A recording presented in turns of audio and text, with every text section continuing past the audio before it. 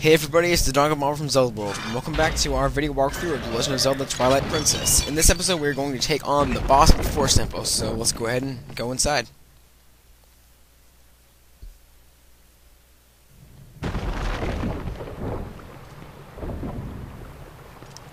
Alright, so first off, you notice the door closes right behind Link, in typical boss room fashion, and we see a panning shot of the room. Sorry about the flashing there, sometimes the capture glitches out like that, but shouldn't be a problem for the rest of this.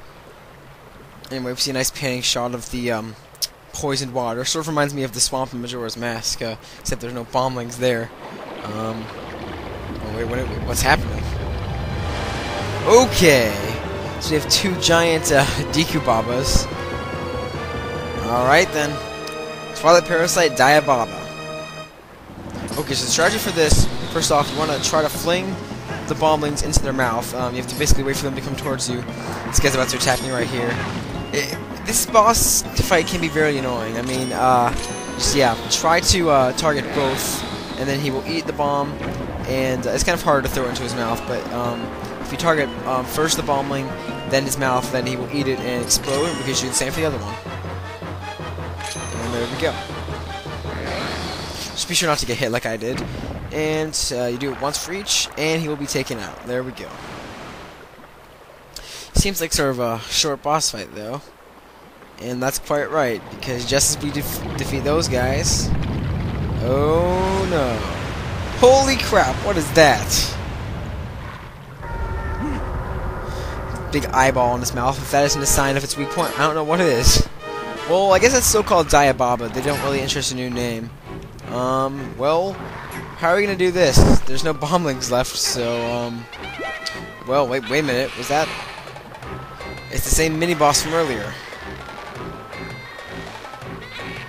Alright. So basically, I forgot this guy's name, but he'll pull out a bombling. So there's your bombling. And he'll proceed to swing back and forth across this area. So what you want to do is you want to target him and target the center guy, because really you can get the guys on the side. It's not going to do much. They're not really going to affect you. Ready your spin attack if you want, like I did, and then just wail on him. So you just target the bomb first, and then target his mouth. Now this boss fight, especially this phase, can be very, very annoying because, well, this part isn't too bad, but like it's really hard to aim when he's swinging back and forth with the bombling. It's really hard to get it so it goes right to his mouth. Sometimes it'll smack into the wall when chasing after the monkey, and it just gets really annoying. This is probably one of the hardest boss fights in the game because of that reason.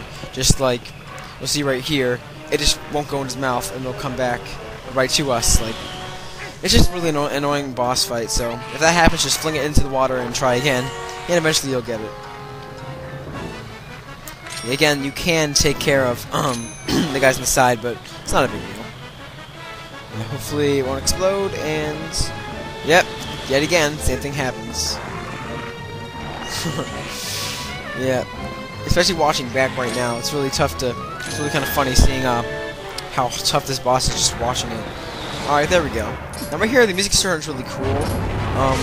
I love this thing that plays right here. I don't know if you can hear it very well, but well, we destroyed him. Yep, 2 times. Because if you use spin attacks and jump attacks like that, you can get them in 2 times. But if you play Zelda before, you'll know that it usually takes 3 tries. But for some of the earlier bosses, you can do it in twice. But yeah, pretty epic fight, though very annoying one for our first boss fight. So his eye will explode and turn into our first heart container. There's going to be quite a few of these throughout the game.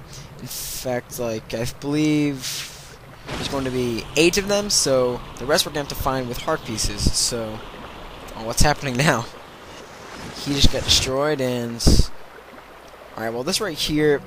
As you know, many Zelda games have those little collectibles, you know, like the spiritual stones from Ocarina of Time. There's like 3 of them for the first part of the game. Well, this is one of 3 fused shadows. As Minda's about to say here. That's what I was looking for, she says. It's a fused shadow. And basically, this is the dark power you need to match the King of Shadows. So, Zant, as we met earlier when in that flashback with Zelda. So yeah, we need to get 2 more. It's like very typical Zelda game. The first part of the game is collect these 3 things from the end of the each dungeon, and then turning point in the story happens, and then you collect some other things. We're not gonna spoil that yet, though. We're going to find out as we go, I guess. Yeah, Min actually prompts you to pick up the heart container, which we will be doing because this is a 100% run. And even though you can come back in and get the heart container anytime you want, it's better just to get it now because, well, why not?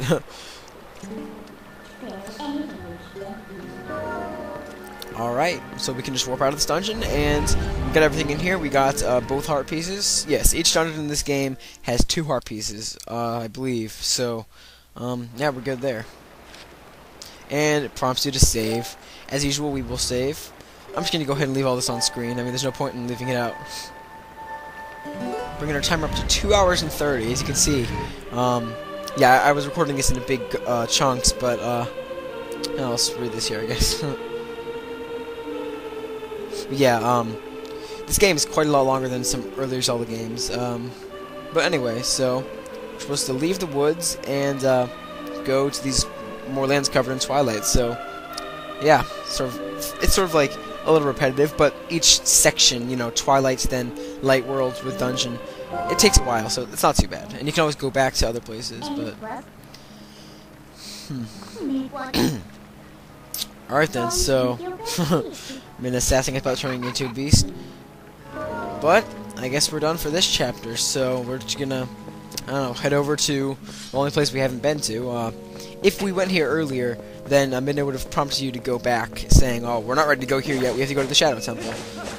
Yeah, we can go ahead past Koro, and you notice this opening down here we can finally go through, leading out to the Hyrule Fields. But that'll be for next chapter of this Twilight Princess walkthrough for Zelda World, so I will see you guys then when we continue through the game. Bye for now.